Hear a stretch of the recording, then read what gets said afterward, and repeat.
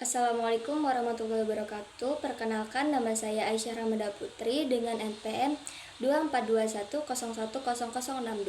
Di sini saya akan membacakan materi dari kelompok 2 yang berjudul epistemologi. Jadi, epistemologi adalah cabang filsafat yang mempelajari hakikat, sumber, batas, dan validitas pengetahuan. Jadi, istilah ini berasal dari bahasa Yunani, yaitu epitisme yang berarti pengetahuan dan logos yang berarti kajian atau studi. Sehingga secara sederhana, epistemologi dapat diartikan sebagai kajian tentang pengetahuan. Jadi, ruang lingkup epistemologi itu mencangkup yang pertama, sumber pengetahuan. Jadi, sumber pengetahuan epistemologi itu mengkaji dari mana pengetahuan itu berasal. Secara umum ada beberapa sumber utama pengetahuan, yaitu rasionalisme yang menyatakan bahwa pengetahuan itu diperoleh melalui akal dan pemikiran logis. Tokoh utama dalam rasionalisme yaitu René Descartes yang terkenal dengan ungkapannya "Quod ergo sum", yang berarti aku berpikir maka aku ada. Yang kedua yaitu empirisme, berpendapat bahwa pengetahuan diperoleh melalui pengalaman indrawi. Tokoh seperti John Locke dan David Hume menekankan bahwa manusia lahir sebagai tabula rasa, yaitu lembaran kosong, dan memperoleh pengetahuan dari pengalaman. Selanjutnya, pragmatisme, yaitu menilai kebenaran suatu pengetahuan berdasarkan manfaat atau dampak dalam kehidupan nyata.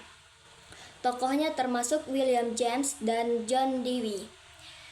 Skeptisisme, meragukan kemungkinan memperoleh pengetahuan yang benar-benar pasti. Skeptisisme mempertanyakan apakah manusia lebih benar-benar tahu sesuatu secara mutlak atau tidak.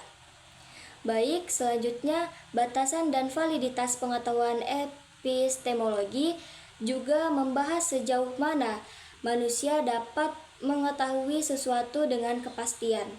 Pertanyaan yang sering muncul adalah apakah ada pengetahuan yang benar-benar objektif atau semua hanya konstruksi sosial dan objektif. Selanjutnya, metode dan justifikasi pengetahuan untuk memastikan apakah sesuatu klaim dapat dianggap sebagai pengetahuan yang sah. Epistemologi mengkaji metode yang digunakan untuk membuktikan kebenaran suatu pertanyaan. Beberapa metode yang umum digunakan meliputi logika dan edukasi, yaitu menarik kesimpulan dari premis yang sudah diketahui. Edukasi membuat generalisasi berdasarkan pengalaman dan observasi. Metode ilmiah menggunakan eksperimen, observasi, dan pengujian hipotesis untuk memperoleh pengetahuan yang dapat diuji secara objektif. Relevansi epistemologi dalam kehidupan yang pertama yaitu dalam ilmu pengetahuan, epistemologi membantu membentuk metode ilmiah yang memastikan bahwa penelitian dan eksperimen menghasilkan pengetahuan yang valid dan dapat dipercaya. Yang kedua, dalam pendidikan, pemahaman tentang bagaimana pengetahuan diperoleh dan diuji membantu dalam pengembangan metode pembelajaran yang lebih efektif. Yang ketiga, dalam kehidupan sehari-hari, epistemologi mengajarkan secara berpikir kritis sehingga seseorang tidak mudah percaya dengan hoax, propaganda, atau informasi yang tidak mendasar. Yang keempat, dalam teknologi dan media, dengan berkembangnya media digital, epistemologi membantu dalam membedakan antara informasi yang valid atau misinformasi. Yang terakhir yaitu dalam agama dan etika. Dalam perbedaan filosofis dalam agama dan etika berkaitan dengan epistemologi, terutama dalam hal bagaimana seseorang dapat mengetahui sesuatu yang bersifat spiritual atau moral.